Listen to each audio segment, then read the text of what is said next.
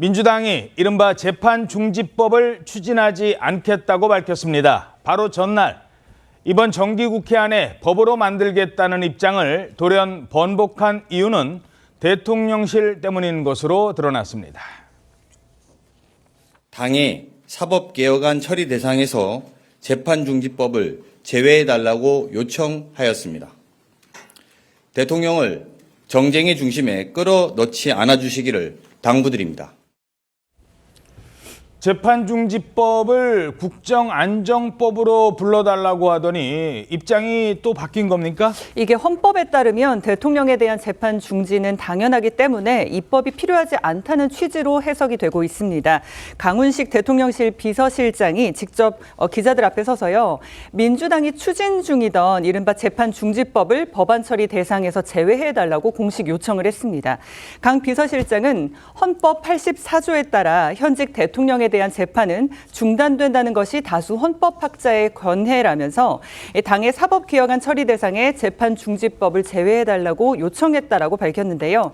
이런 대통령실의 의견은 강 비서실장의 기자회견에 앞서서 우상호 정무수석을 통해서 민주당 지도부에 전달된 것으로 알려지고 있습니다. 또 일각에서는 이 대통령이 에이펙 정상회의 성과를 홍보해야 하는 시기에 위인 설법 논란에 휘말리는 게 부담이었을 것이다. 이런 해석도 나오고 있습니다. 자, 그런데 불과 몇 시간 전까지만 해도 민주당은 재판중지법의 필요성을 줄곧 주장해 왔습니다. 이제 사법개혁 공론화에 집중해야 할 시간입니다.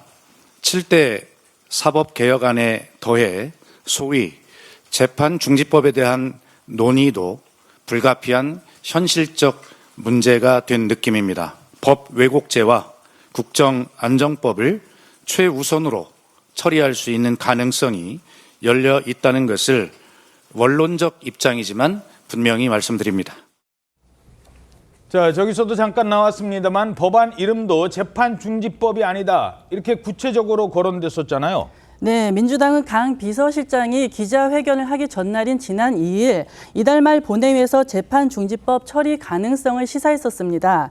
재판중지법을 국정안전법, 헌법 84조 수호법으로도 부르겠다고 언급을 했는데요. 이뿐 아니라 어제 지도부 회의에서도 해당 법안이 필요하다는 주장을 이어갔습니다. 하지만 지도부 회의 2시간 뒤에 민주당은 돌연 기자회견을 열고 국정안전법을 추진하지 않는다며 입장을 번복한 건데요. 그 사이에 우상호 수석으로부터 대통령실 입장을 전달받았고 이에 따라서 돌연 추진 중단으로 입장을 선회한 겁니다.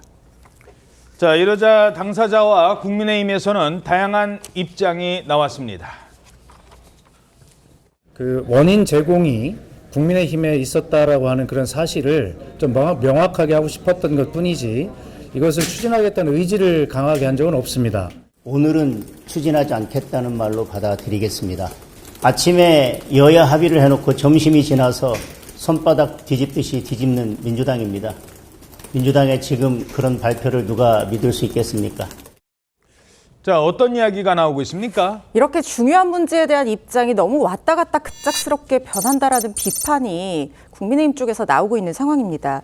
경과를 보시면 민주당이 대선 직후인 지난 6월에도 방탄입법 논란이 제기가 되니까 본회의 직전에 재판중지법 처리를 보류한 적이 있었습니다. 이후에 재판중지법을 다른 이름으로 바꿔 부르면서 개정의 명분을 만들려고 하는 것이 아니냐 이런 해석이 나왔었는데 이번에 갑자기 입장을 또 다시 바꾼 겁니다. 이렇게 중요한 대통령의 법적 지위와도 연관될 수 있는 이런 법안을 이렇게 하루아침에 한다 만다 하는 게 옳은 것이냐 이런 지적이 나올 수 있는 상황인 거죠.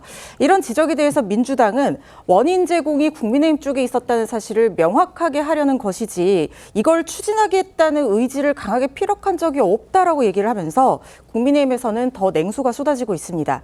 국민 역풍을 의식한 일시적인 숨고르기다. 위기를 넘기려는 궤변에 불과하다 이렇게 비판을 했는데 장동혁 대표는 오늘은 추진하지 않겠다라는 뜻이라면서 이렇게 쉽게 바꿀 수 있는 거라면 나중에 이재명 대통령 사법 리스크가 다시 부각이 되면 언제든 다시 추진할 수 있을 것이다 이렇게 밝혔고요.